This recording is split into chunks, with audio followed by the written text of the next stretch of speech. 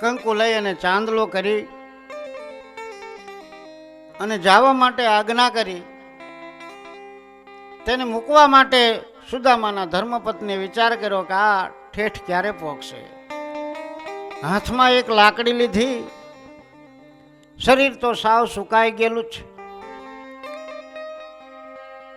હાડકાનો માળો છે, લોહી છે નહીં, પણ દર્શન કરવાના માટે જવું છે એવા ભાવથી સુદામા ઘરેથી નીકળે છે. અને આપણે બધા જે મનુષ્ય લોકના માનવી કેવા છે, ભગવાન પાસે માગવા માટે જ જાય છે. કંઈક ને કંઈક આપણી પાસે ખૂટતું હોય છે, કંઈક ને કંઈક ભગવાન પાસે માગવાનું હોય છે. ઘરેથી જ નક્કી કરી નાખે કે આજ હું આ ભગવાનના દ્વારે જઈ અને ગાડી માગી લઉં, મકાન માગી લઉં. આવી માગવાની ભાવનાથી જ ઘરેથી નીકળે. જ્યારે સુદામાને માગવાની ભાવ નહોતો, પણ દ્વારકાના રાજા કૃષ્ણ ભગવાનના દર્શન કરવાને માટે ઘરેથી નીકળાશ. અને સંતો જે ગુણગાન ગાય છે, સુદામા જ દ્વારકા માયલા રે દર્શન કરવા.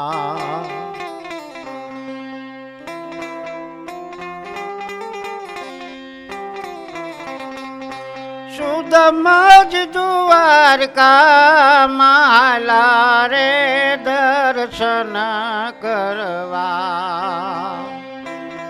મારા નાથના હો રે.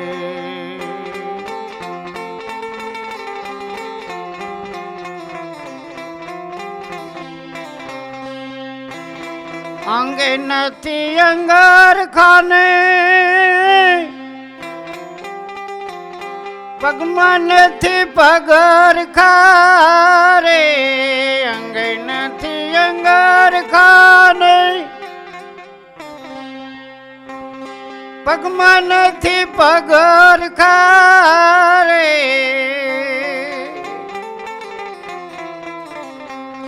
કઠોટામાં પડ્યા ઝીણ ઝીણ કણા રે. ધન ધન તારી ધારણા રે હો રે.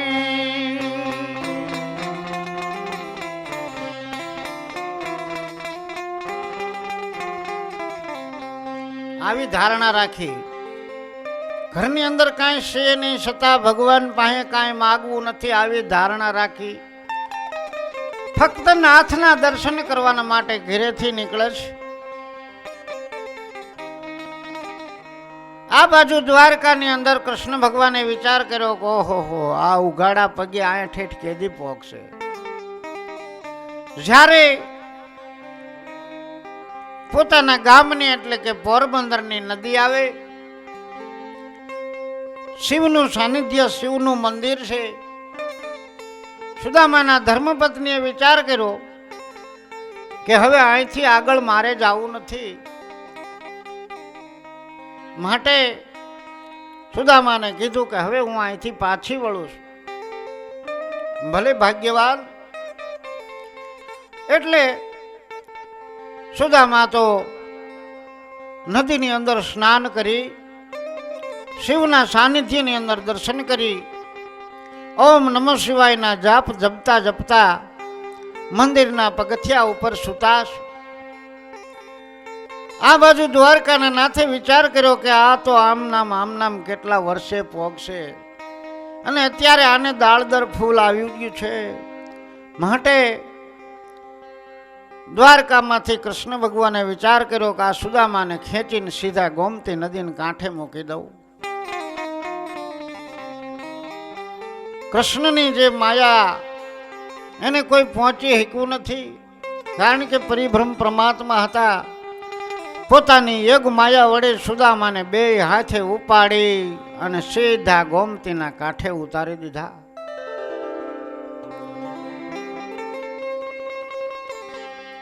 સુદામા તો હામ જ્યાં આંખો ખોલી વિચાર કર્યો કે ઓહો હો હું તો શિવ મંદિરે સૂતો તો અને આ કયું ગામ આવ્યું છે. ઊભા થયા, વિચાર કર્યો કે હવે જલ્દી હાલવા માંડો એટલે હું દ્વારકા પહોંચી જાઉં. હવે જેના ઉપર અંગ ઉપર એક વસ્ત્ર નથી, એક ખાલી પોતડી પહેરેલી છે અને એ પોતડીની અંદર પણ એટલા કાણા પડી ગયા છે, ઝીણા ઝીણા કાણા પડી ગયા છે. પગમાં નથી પગર ખાને એ અંગ નથી અંગર ખારે, પગમાં નથી પગર ખાને અંગમાં નથી અંગર ખારે.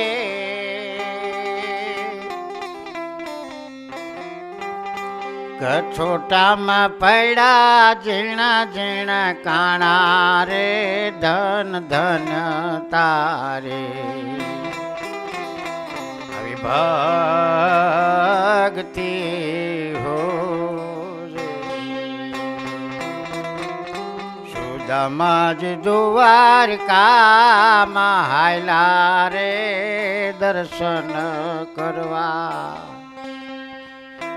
મારા નાથના હો રે, હે મારા નાથના રે હો રે. ગોમતીના કિનારે અંદરથી જ્યારે ભગવાનના સાનિધ્યની અંદર સુદામા ઊભા છે, પાણી હારી નીકળી એટલે સુદામાએ કીધું કે હે બેનો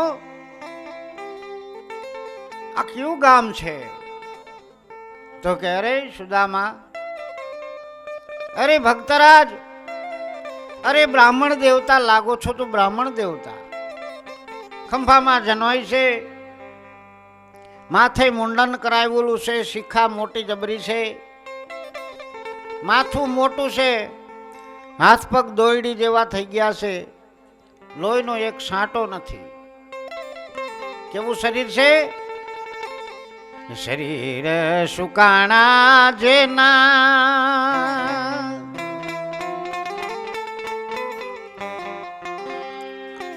આવા રુધિર હેરાણા રે.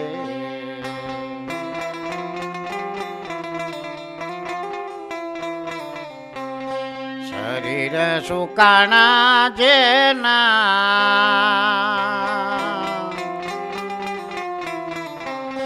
રુધિર હેરાણા રે.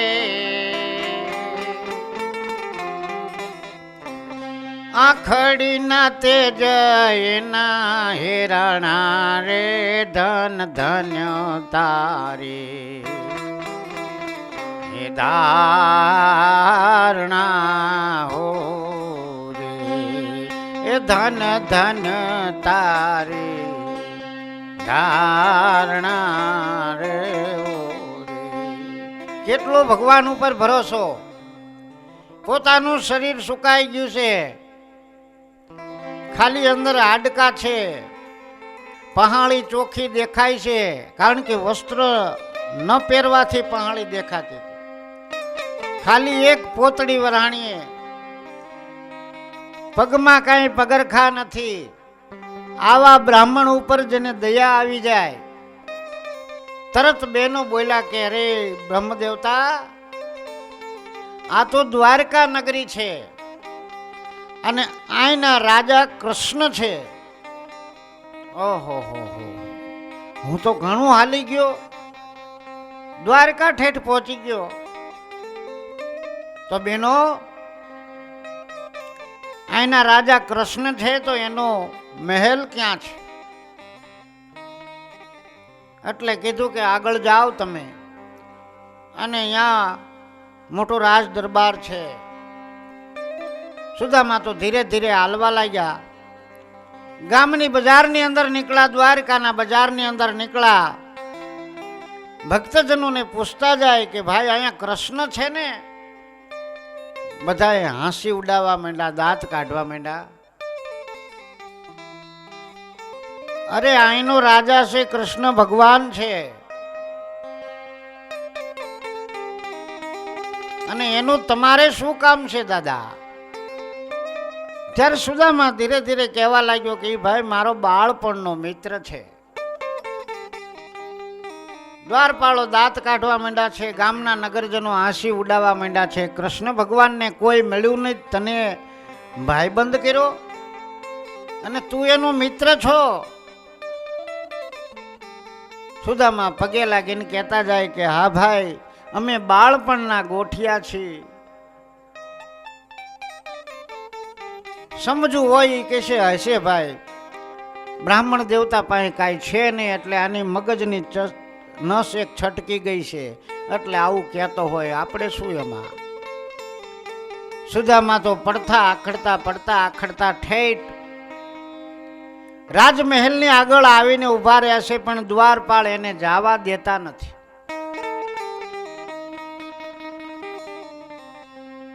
સુદામો વિનંતી કરવા લાગ્યો છે કે હે દ્વારપાળો,